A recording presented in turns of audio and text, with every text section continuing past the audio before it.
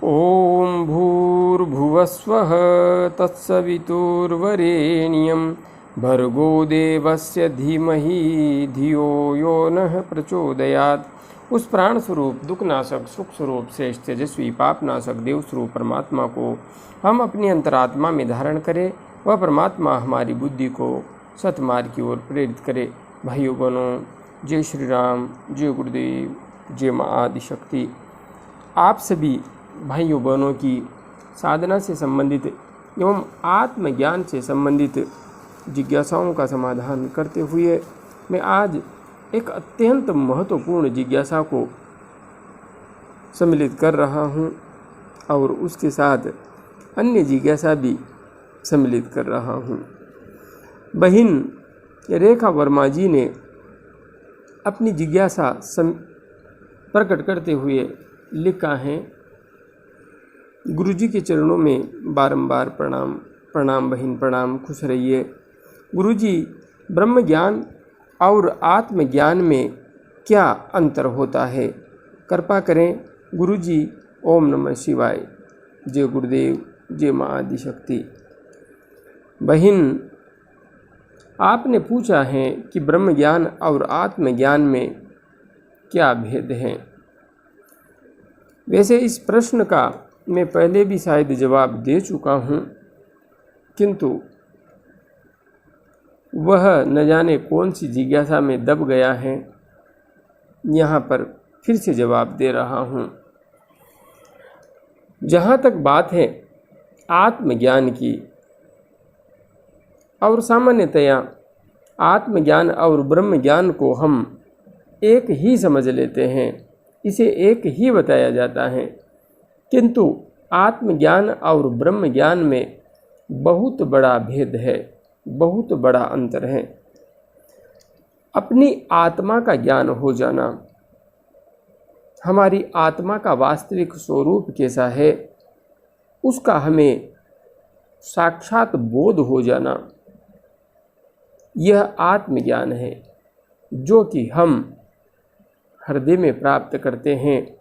ध्यान की अनंत गहराई आने पर आत्मा के वास्तविक स्वरूप का हमें स्पष्टतया ज्ञान होता है। उस ज्ञान को ही आत्मज्ञान कहते हैं। हमने अपनी आत्मा का वास्तविक स्वरूप जान लिया, उसे पहचान लिया। इसके आगे जब हम बढ़ते हैं तो हमें स्पष्ट रूप से अनुभूति होती है कि मेरे अंदर जो तत्व है वही बाहर भी है, और इस संपूर्ण ब्रह्मांड में, इस चराचर जगत से भरे हुए ब्रह्मांड में वही एक तत्व फैला हुआ है। उस तत्व के अलावा यहाँ पर कुछ भी नहीं है। यह आत्म अनुभूति की स्थिति है। किंतु इससे आगे जब हम बढ़ते हैं तो बात आती है ब्रह्म ज्ञान की। ब्रह्म ज्ञान को और आत्मज्ञान को पहले मैं भी कहीं न कहीं एक ही समझता था, किंतु वास्तविकता ऐसी नहीं है। ब्रह्म ज्ञान आत्मज्ञान के बाद में बहुत कठिनता से, बहुत गहरी साधना के बाद में प्राप्त होने वाली स्थिति है। तो समझते हैं ब्रह्म ज्ञान को। ब्रह्म ज्ञान वह स्थिति है जब साधक को इस प्रकृति के उत्पत्ति, स्थिति और संहार का संपूर्ण ज्ञान प्राप्त हो जाता है।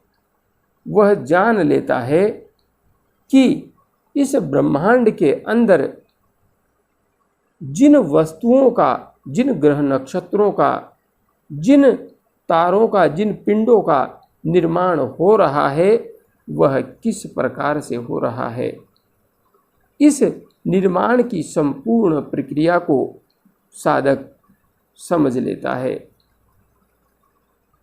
और उनका पालन किस प्रकार से हो रहा है, उनके लिए जो भी संसाधन निर्मित हो रहे हैं उनके पीछे किस प्रकार का विज्ञान है इसे भी समझ लेता है, और वह यह भी जान लेता है कि इस संसार का संहार किस प्रकार से हो रहा है, यह संपूर्ण ब्रह्मांड प्रतिक्षण किस प्रकार से जन्म ले रहा है और मृत्यु को प्राप्त हो रहा है। यह सब कुछ वह स्पष्टतया जान लेता है।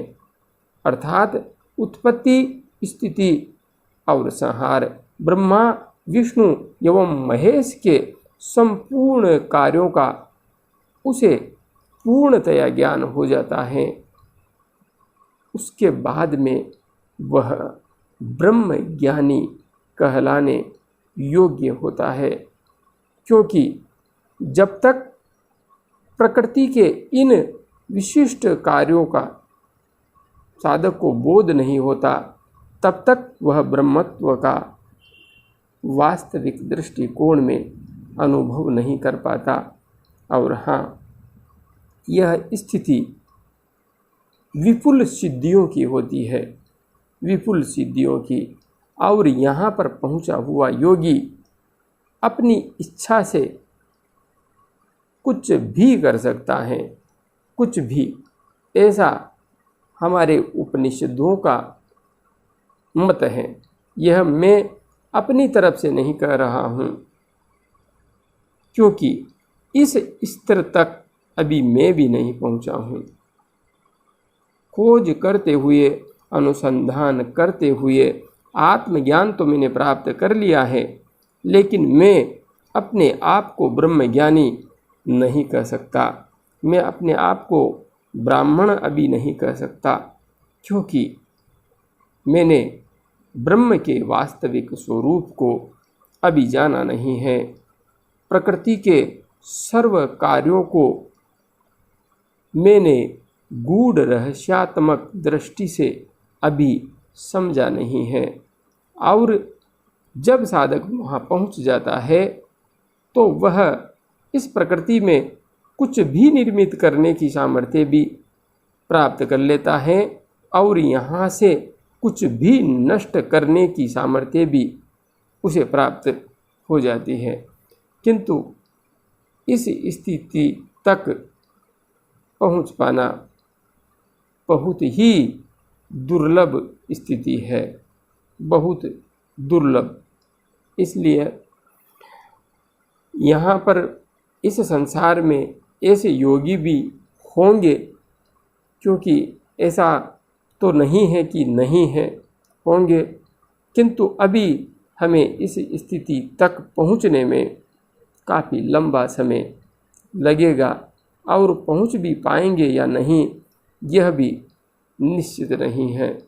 बस हम आगे बढ़ रहे हैं, बढ़ते रहेंगे और गहरे से गहरे धरातल तक अपना खोज का अभियान, अपनी अनुसंधान का अभियान जारी रखेंगे। आप साधना पथ पर आगे बढ़ती रहिए, आपको आत्मज्ञान होगा और उसके बाद में आप ब्रह्म ज्ञान के पथ पर भी आगे बढ़ेंगी। ऐसी मेरी आपको शुभकामनाएं हैं। आगे मैं हमारे आत्मीय परिवारजन श्री हरिश्चंद्र करभारी जी की जिज्ञासा को सम्मिलित कर रहा हूँ। लिख रहे हैं, प्रणाम गुरु जी, प्रणाम हरिश्चंद्र जी, खुश रहिए। मेरे सिर के ऊपर बीच वाले भाग में वाइब्रेशन हो रहा है, जैसे चुनचुनाहट हो रही हो। कभी लगता है चींटियाँ चल रही है। मैं साधना में 20 मिनट प्राणायाम और 30 माला ओम नमः शिवाय मंत्र का जाप करता हूँ, लेकिन गुरुजी पहले तो ऐसा नहीं हो रहा था। सिर्फ कान में अनाहत नाद सुनाई देता था। प्राणायाम करता हूँ तो मेरी ऊर्जा हृदय तक आ जाती है। आज से ये समस्या आ गई है। गुरुजी, मैं साधना में कोई गलती तो नहीं कर रहा हूँ? श्रीमान हरिश्चंद्र करभारी जी, आपने जो यहाँ पर अपनी स्थिति प्रकट की है, निश्चित रूप से बहुत सुंदर स्थिति है। चलिए विश्लेषण कर लेते हैं।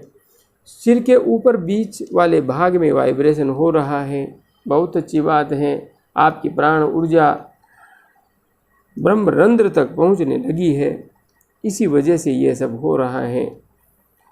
कभी कभी लगता है चींटियाँ चल रही हैं, बिल्कुल लगेगा, डरिए मत। मैं साधना में 20 मिनट प्राणायाम और 30 माला ओम नमः शिवाय मंत्र का जाप करता हूँ। 20 मिनट प्राणायाम कर रहे हैं, बहुत अच्छा है। मैंने जो विधि बताई है उसका आप अनुसरण कर रहे हैं। 30 माला ओम नमः शिवाय मंत्र की कर रहे हैं, बहुत सुंदर है, बहुत अच्छा है। गुरुजी पहले तो ऐसा नहीं होता था। देखिए आप साधना मार्ग पर आगे बढ़ रहे हैं तो यहाँ पर बहुत कुछ है जो पहले नहीं होता था लेकिन बाद में होगा, और ये सब हो इसी के लिए तो आप साधना कर रहे हैं। हाँ, मैं आपके साथ हूँ, दूर ही सही साथ हूँ, डरिए मत। बस अच्छी तरह से प्राणायाम करते रहिए और जप करते रहिए।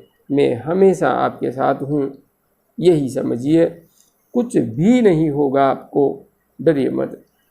सिर्फ कान में अनाहत नाद की सुनाई देता था। हाँ, नाद सुनाई देता था तो नाद अंतिम अवस्था नहीं है।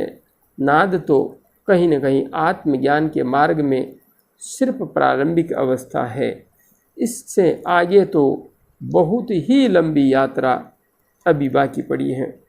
प्राणायाम करता हूँ तो मेरी ऊर्जा हृदय तक आ जाती है।